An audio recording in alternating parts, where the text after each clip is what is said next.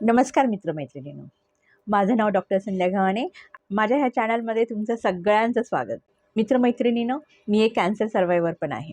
Cancer patient म्हटला की खूप थकलेला, उदास असलेला, डोक्यावर केस नसलेला, पेल असा व्यक्ती, असा आपल्या समाजात एक चित्र आहे आणि आपल्याला ते चित्र बदलायचं आहे. कॅन्सरच्या अशा कठीण काळामध्ये सुद्धा तुम्ही कसं ब्युटिफुल आणि ग्रेसफुल दिसू शकता, या बाबतीमध्ये मी काही टिप्स तुम्हाला सांगणार आहे.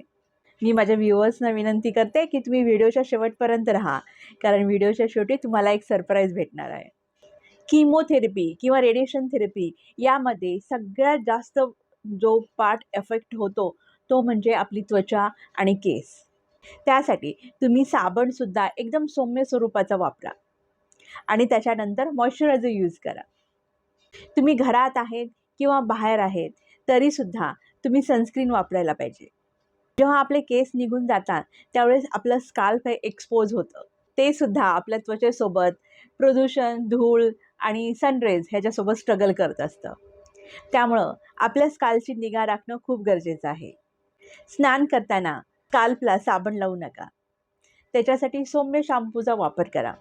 त्यानंतर मॉइश्चरायझर आणि सनस्क्रीन दोन्ही मिळून वापरा. त्वचा टवटवीत ठेवण्यासाठी हायड्रेशन व्यवस्थित मेंटेन केलं पाहिजे.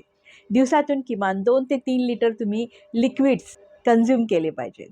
त्याच्यामध्ये वॉटर येतं, नारळ पाणी येतं, लिंबू सरबत आहे, वेगवेगळ्या प्रकारचे ज्युसेस आहे, सूप आहे, डिटॉक्स वॉटर आहे. याच्यामध्ये पाणी तर आहेच आहेत, सोबत न्यूट्रिएंट्स आणि व्हिटॅमिन्स आहेत. त्यामुळं तुम्हाला त्याच्यातून पोषण पण मिळेल आणि तुमची त्वचा, तुमचा चेहरा एकदम तजेलवाणा दिसेल.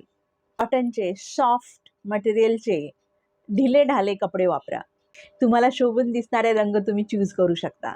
सोबत तुम्ही थोडेसे इअरिंग्स किंवा नेकलेस किंवा बँगल्स अशा ॲक्सेसरीज यूज करू शकता. त्याच्यामुळे तुम्ही एकदम उठून दिसाल. कीमोथेरपी आणि रेडिएशन थेरपीनंतर केस गळणं हे एक स्वाभाविक आहे आणि ते आपल्याला ॲक्सेप्ट करायला पाहिजे. काही जण तर आपलं जे बाल्ड असतं आणि सार्वजनिक ठिकाणी सुद्धा ते स्वतःला खूप छान ग्रेसफुली कॅरी करतात. पण समजा असं करणं अवघड असेल तर तुम्ही वेगवेगळ्या प्रकारचे विग्ज आहेत, स्कार्फ आहेत, कॅप आहेत, याचा वापर करू शकता. ह्या व्हिडिओच्या शेवटी मी एक छोटासा व्हिडिओ टाकलेला आहे आणि त्याच्यामध्ये तुम्ही स्कार्फ वेगळ्या पद्धतीने कसे वापरू शकता, विग्स कुठले कुठले तुम्ही वापरू शकता आणि कॅप ह्याच्याबद्दल मी माहिती दिलेली आहे. त्यामुळं व्हिडिओच्या शेवटपर्यंत राहा. ब्रेस्ट कॅन्सर पेशंटचं ब्रेस्ट काढून टाकण्यात येतं. त्यावेळेस त्यांना थोडंसं बॉडी कॉन्शियसनेस वाटायला लागतं. तुम्ही त्यावेळेस पॅडेड ब्रा वापरू शकता. तर तुम्हाला इम्प्लांट करून तुमचं बॉडी इक्विलिब्रियम केलं जातं. तुमचं धैर्य, तुमचा आत्मविश्वास आणि मनाचा खंबीरपणा हेच तुमचं खरं सौंदर्य आहे. ते तुमच्यामध्ये असेल तर तुमचं बाह्य सौंदर्यसुद्धा खूप खुलून दिसेल. तरीसुद्धा आपण स्वतःला जेव्हा आरशामध्ये पाहतो आणि आपली प्रतिमा आपल्याला छान वाटायला लागते, तो एक प्रकारचा मनामध्ये कॉन्फिडन्स, आत्मविश्वास निर्माण होतो. ह्या संवेदनेने आपण कॅन्सरची जर्नी एकदम चांगल्या आत्मविश्वासाने पुढे नेतो.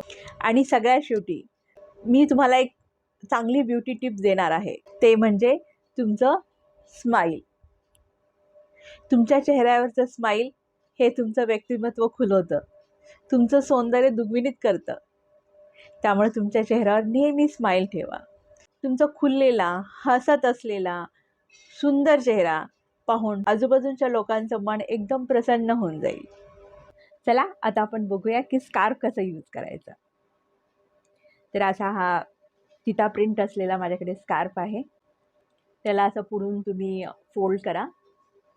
स्कार्फ बांधताना तुमचे कानं झाकले जातील याच्याकडे लक्ष ठेवा. कारण हे जे हेअर आता तुम्हाला दिसत आहेत, हे हेअरसुद्धा निघून गेलेले असतात कीमो ट्रीटमेंट किंवा रेडिएशन ट्रीटमेंटमध्ये.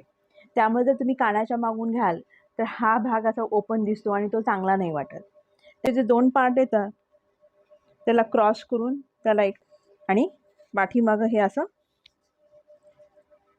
खोचून द्यायचं. हे खूप सिम्पल आणि बेसिक आहे.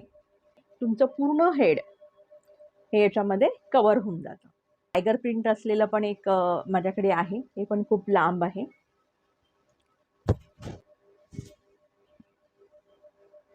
असं मागं घ्या, त्याला क्रॉस करा. ही स्टाईल मी तुम्हाला दाखवली होती. आता ही स्टाईल मी तुम्हाला दाखवते. बघत असाल हे असं ट्विस्ट झालेलं आहे चांगलं दोन्ही बाजूनी. ह्याला असं इकडं क्रॉस करायचं.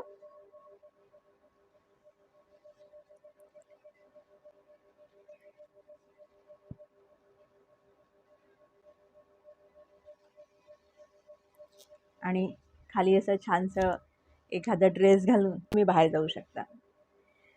नंतर याच प्रकारामध्ये तुम्ही जी ही नॉट आहे ते एका बाजूला घ्या आणि हे असं सोडू शकता किंवा याला पण आपण असं ट्विस्ट करू शकतो.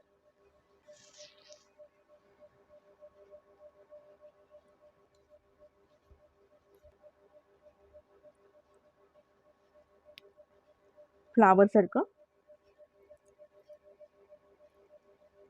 एका बाजूला असं घेऊ शकता.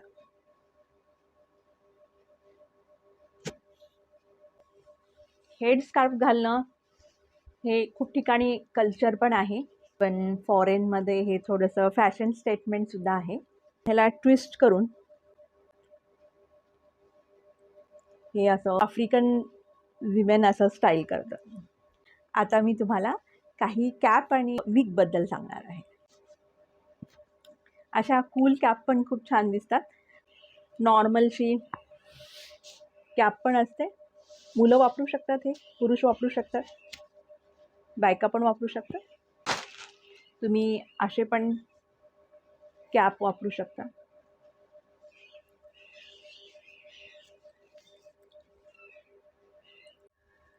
हा माझा विग आहे. हा माझा सगळ्यात फेवरेट विग आहे, कारण मला हेअरस्टाईल अशी खूप आवडते आणि सुरुवातीचे काही व्हिडिओज मी ह्या विगवरच केलेले आहेत. आजकाल विग खूप चांगले निघालेले आहेत. विग घेणं ज्यांना परवडत नाही त्यांना काही अशा संस्था असतात, नॉन प्रॉफिट ऑर्गनायझेशन असतात, त्यांना ते विग प्रोव्हाइड करतात. आतमधला जो पार्ट असतो मी तुम्हाला काढून दाखवते, तो खूप सॉफ्ट असला पाहिजे. घामामुळं वगैरे विग आणि आतमधले केस पण स्टिंग करू शकतात, त्याच्यातून वास येऊ शकतो. तर तुम्ही रेग्युलर चांगल्या शॅम्पूनी धुवू शकता आणि त्याला कंडिशनर पण करू शकता. असा पण एक विग ट्राय केला होता लांब केसाचा. याच्यामध्ये तुम्ही पाहत असाल की असं पार्टिशन दिलेलं आहे व्यवस्थित. त्याच्यामध्ये तुम्ही असं पण एक स्टायलिंग करू शकता.